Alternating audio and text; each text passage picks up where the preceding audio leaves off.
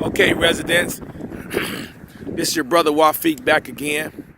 I just wanted to give you a little tour of our village so you can see what we're dealing with. This is our 90 town center, all right? This is owned by the village of University Park, okay?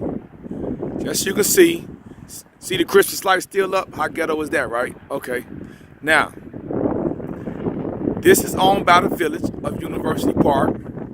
As you can see, some stores are gone. It's pretty much like a ghost town up in here. Okay? This has so much potential. But guess what? They don't have the funds to keep it up, to attract businesses, because it's raggedy looking, dingy looking, all right? Parking lot full of potholes. The lights don't work in the parking lot. Why? Because they stole all the money. Now I'm going to zoom in. Right there is where they had the village hall meetings, right there. All right, now, let me just tell you this. That little room, or whatever you want to call it, residents who have formed civic organizations were able to meet there, right? The mayor, with her paranoia, she felt that those organizations were trying to overthrow her. As I heard that people say she used the word overthrow. You only overthrow a dictatorship. So you can see she may be in the frame of a mind of a dictator when she say overthrow her government. All right, how stupid is that? But remember I told you about the corrupt politicians, okay, whose vote have been bought. Remember my last broadcast?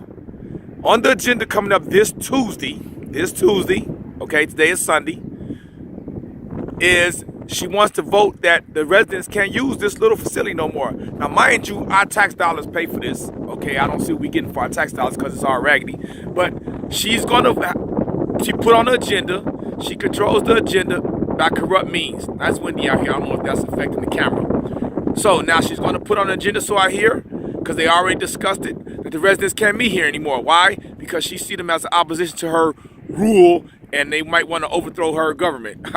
Okay, you get it? So, now you can see what we're up against in this community and how she used the agenda and she controls the board like the mob and bought their votes through political favors and things like that. How she uses that against the villagers of University Park. Now, this has great potential. Now, look, let me go a little closer. Right next to that is the daycare center, right? Now, we are in desperate need of funds. In 2013, I'm sorry if the camera moves because it's windy. I don't know if that has something to do with it. In 2013, this daycare center owed the village $167,000. To date, from what we understand, they still haven't paid. All right? Look at this place that I showed you. And look how it looks. It needs work, repair, right? How could you let a thriving business such as the daycare center, they're doing good business, mind you, owing us $167,000. Would you say somebody's getting paid? Somebody's getting a kickback to look the other way? And they giving some of that $167,000 to an elected official? Well, I would think so. That's my opinion only, okay? All right? So, we got here. She's going to stop the residents from meeting here because she thinks that's opposition to her, right? She's going to put it on the agenda. The corrupt officials going to vote for it because they owe her favors, right? She got them in their back pocket. So, bam, we can't meet there no more. And we pay our taxes, right? Here, this place owes us hundreds of thousands of dollars, haven't paid, right? Okay, they have another thriving facility in Park for us, okay? I would be able to open another business up in another location if I wasn't paying no rent either, right? You get my meaning, okay? Now, I'm trying to give you a little look of what we're going through. Businesses right here. Let me see if you can see the PK Pantry over there. See the PK Pantry restaurant? That's owned by the same people that own the daycare center. The mayor would have functions up in there, okay? And she would, I guess for free, I guess. They ain't paying no rent. So the mayor like, hey, let me have whatever I want to have in here. You know, that's how it goes. So I'm going to pause it because I'm going to go to another location and I'll be back shortly. Okay, here we are at a liquor store, all right? This liquor store opened up maybe a couple of years ago, I would think. But this liquor store is very intriguing. It was said that they were selling single cigarettes out of here, not a pack single, which is, I believe, is against the law. They were selling alcohol for link cards, okay, which is against the law. You can buy alcohol with a link card. How ghetto is that? Okay. And it were people hanging out, you know, all around in here. It was just really a bad scene. We talked to the police chief. They cleaned it up pretty much. But this is a liquor store, okay? Pretty much every business in our community sell liquor, all right? I don't understand why we need so many liquor stores, but I'm gonna tell you why. The mayor, okay, is the liquor commissioner. The mayor gets a stipend off of every liquor license. So what, you're gonna just flood your community with liquor and sell as many liquor licenses as you can so you can line your pockets, right?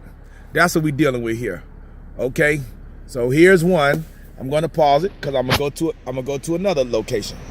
Just hold tight. All right, residents, I'm back again. This store is called Vape Head. This is our drug paraphernalia shop. We can't get a grocery store, but we can get a drug paraphernalia shop. And then the mayor wants to bring heroin addicts to a treatment center so they can get their supplies here and do drugs and then go right down the street to the town center and get treatment. How stupid is that? How hypocritical is that, okay? You got our community flooded with alcohol, but yeah, you can go down there and get treatment. All right. So this little strip mall that we have, we got a lounge, sells alcohol. Okay, the only thing here that's useful to me is J&J Fish, okay? All right. So as you can see, this is what we have. Those stores down there on the end. The barber shop, it only got one barber now, so it's probably closing. The little boutique on the corner went out of business. The tattoo shop is not in business. So we got J&J Fish, we got a little printing place. We got the lounge where you can come and drink. And then you can get your drug paraphernalia stuff right here. Okay. So that's what we're dealing with in our community. Now, this shop right here, we were outraged when this opened up. It didn't go before the board, but remember, why would it go before the board? Why would the mayor have to even put it on the agenda when she knows she's gonna get the votes anyway? So she just opened it up. Her signature is on the license, the business license, okay? So now we have a drug paraphernalia shop, and since she gave them a license, there's no good reason to get rid of them, so they're here to stay. Hopefully they won't get enough business and they'll leave our town, okay? Now, I'm going to another location. Sit tight. Hold on. Residents, I was about to go to another location, but I got a resident sitting right next to me. I'm going to not show his face because of safety reasons, all right? But resident, would you like to say anything about this whole vape shop and what's going on in your village? Yeah, I think it's a shame that you would issue a license for a drug paraphernalia shop in our community, and you wouldn't reissue the license for the tattoo shop. We don't need this in our community. Our children don't need this, and we need it closed and out of here. Okay. Let me just ask you this. Sure. Are you satisfied with the current local government? No, I am not.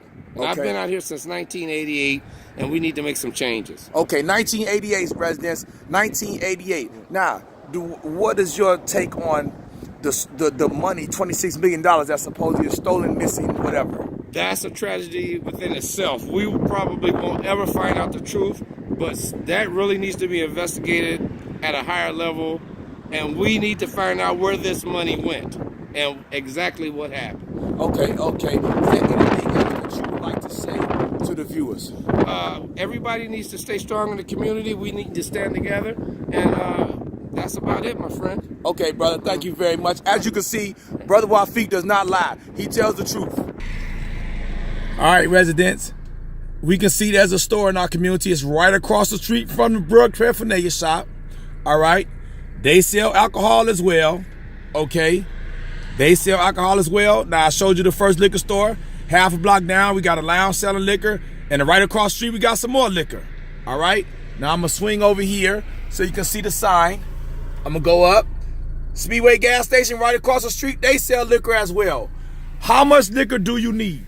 How much liquor do you need? Now, you heard a resident talk. This is real talk I'm giving you. I told you we're going to give it to you real and raw. This is real talk, okay? How much liquor in the communities our size do you need? But I guess the more the merrier if you're getting stipends and checks from every liquor license you sign as a liquor commissioner, right, Vivian Covington? So, you heard from a resident. I never met him before in my life. I was doing my little documentary here, and I seen him, and he came up and greeted me, and I said, hey, brother, would you like to say a few words? And he did, and you see what he said. So, residents, this is no game. We want our community back. We want these corrupt politicians gone. I'm going to call them the Notorious Four. Remember I told you the 4 trustees? We're going to call them the Notorious Four and the Godmother. So this is Brother Wafiq signing off. Peace till my next podcast.